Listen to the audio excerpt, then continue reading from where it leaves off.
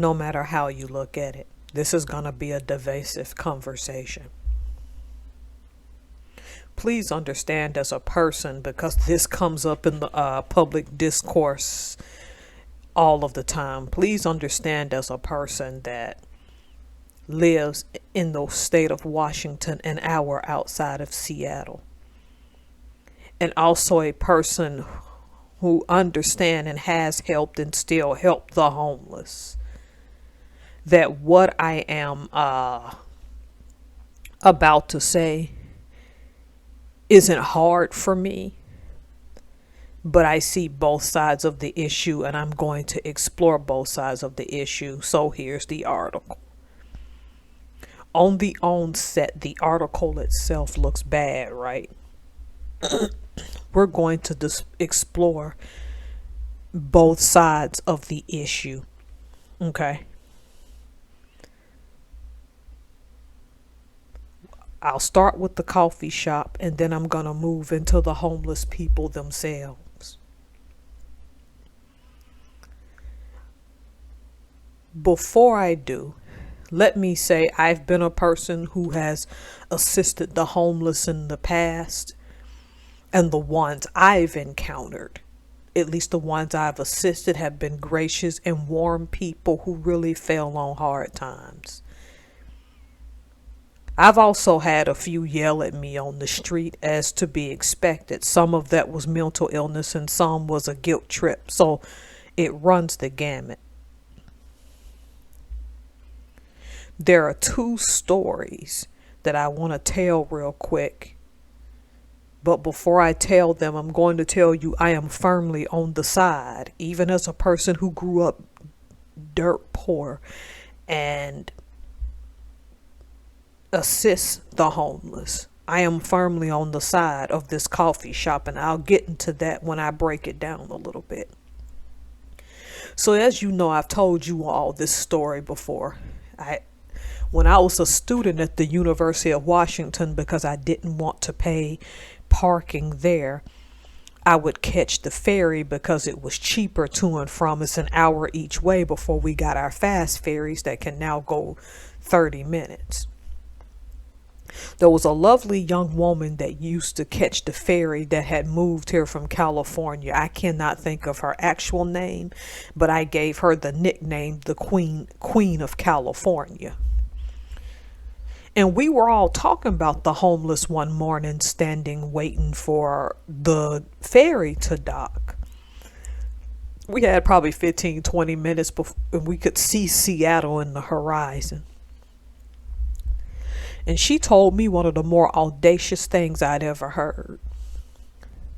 She had felt bad about someone being homeless in downtown Seattle, and she pulled out two $1 bills and gave it to him. That homeless person, I kid you not, looked her dead in the eye and said with a snarky attitude, "I wanted $5." Meaning they wanted $5, but they were stupid enough to keep the money in her face. So she yanked her $2 back and said, "Well, now you're not getting anything." And mind you, when I knew this lady, she was a very sweet person. Second one, there's been specials on Seattle. And there was a business that was concerned about homeless people hanging out. Well, as you know, right next to his business is the sidewalk right outside his door. Of course, y'all know it's rainy, cold, and overcast in Washington most of the time anyway. Even when you see sunshine, that sunshine can be deceptive, at least on this side of the state. We don't get the 4 seasons. I think they do in Spokane, but that's not the point. So that homeless person decided they're going to start a little side fire right there on the sidewalk. So the business owner calls the police, and the police are like, "We can't do anything about it because the sidewalk is a public space." And the business owner is flabbergasted, because I'm going to tell you, based on when I saw the video where they set the fire in his business location, if that fire went up and got out of control, everything that man worked for was going to be gone.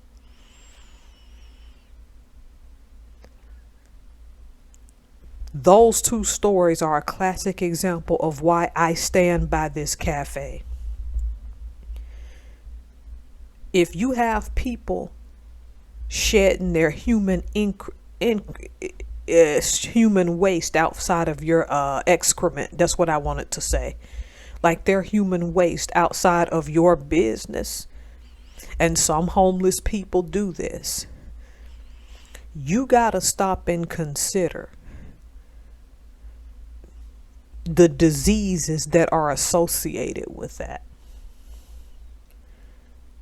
Because some homeless people will sit outside of certain businesses as a form of guilt trip just to get you to give someone, or someone to give them something. You give them $1, they want it 5. You give them 5, they want it 20. You offer to give them food, they wanted money to go buy liquor to get drunk. We know that there are some homeless people like that. Okay? We know there's a sect of homeless people that, because they had something good go for them, they'll spread the news in the entire community, and the next thing you know, businesses that are trying to make a living are now overwhelmed. Because they'll get so many homeless people wanting things. Where you gave it to this one person, why don't you give it to me? Am I saying some entitlement can exist with homeless people? Absolutely it can.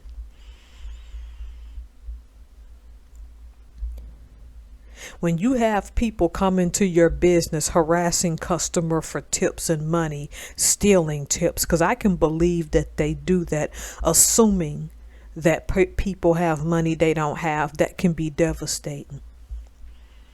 There are people who may have entered this cafe in Idaho some days, and that cup of coffee for them is a splurge because they were having a bad day. And the next thing you know, some homeless person who doesn't know their financials, nor are they entitled to it, assume that they have a right to ask for something.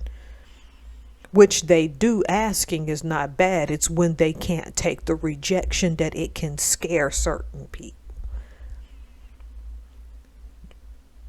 A person being able to walk into a cafe and buy one coffee does not make that person wealthy, no matter how much that cup of coffee cost, or that cup of tea, or that slice of cake.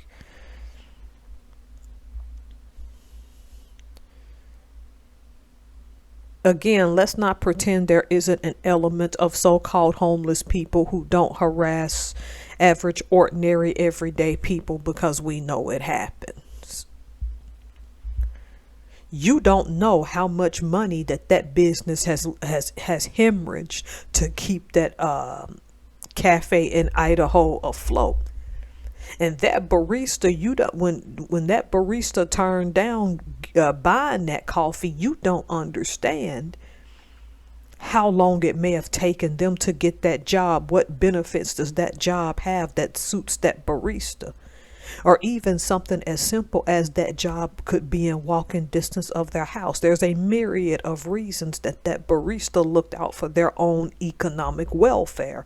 Look at the economy you're in.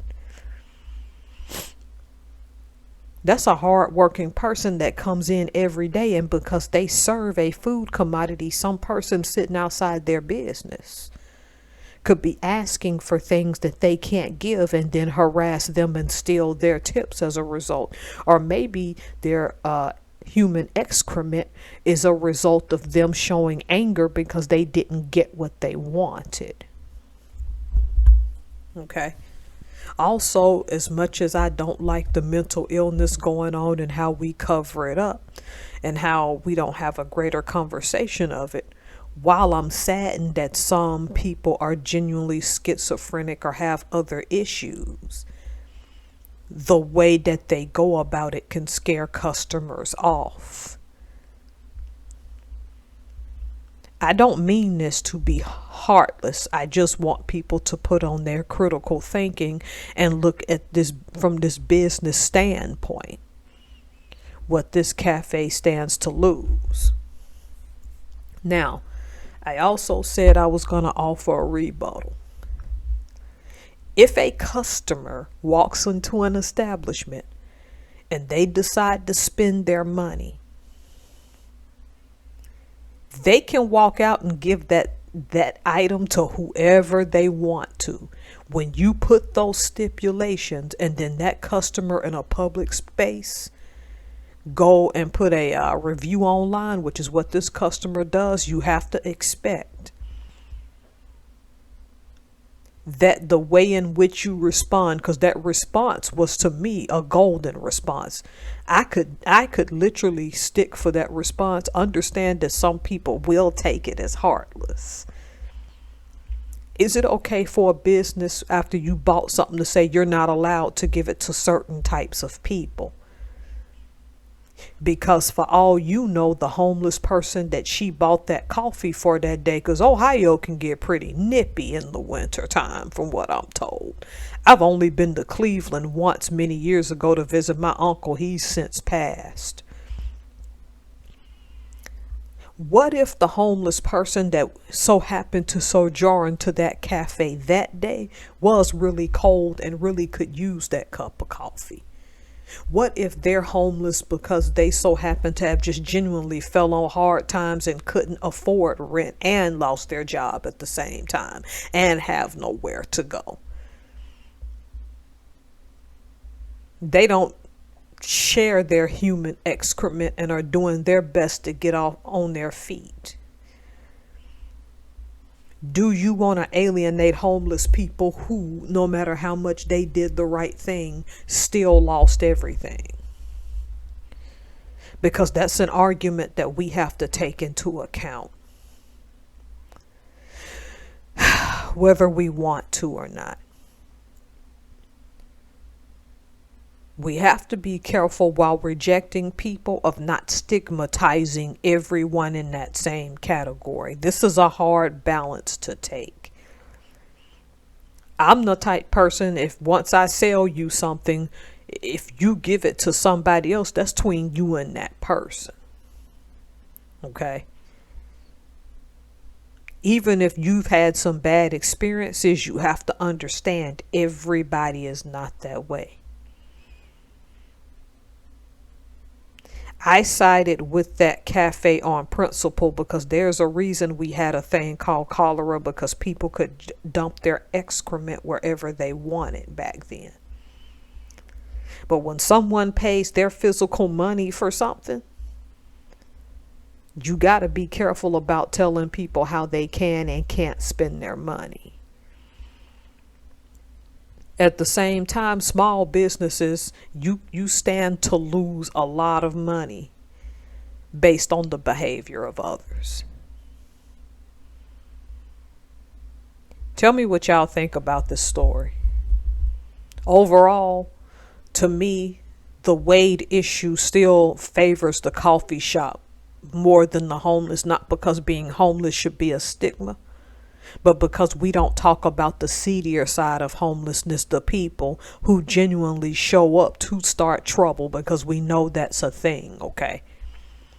You can make the choice to not do your human mess on the side of someone's business. You can choose, as in Seattle, to not start a fire. And I know you're cold, but to not start a fire so close to a business that it could have gone up in smoke. There's levels to this, and on the level I'm operating, for the most part, that coffee shop owner is correct. Tell me what y'all think.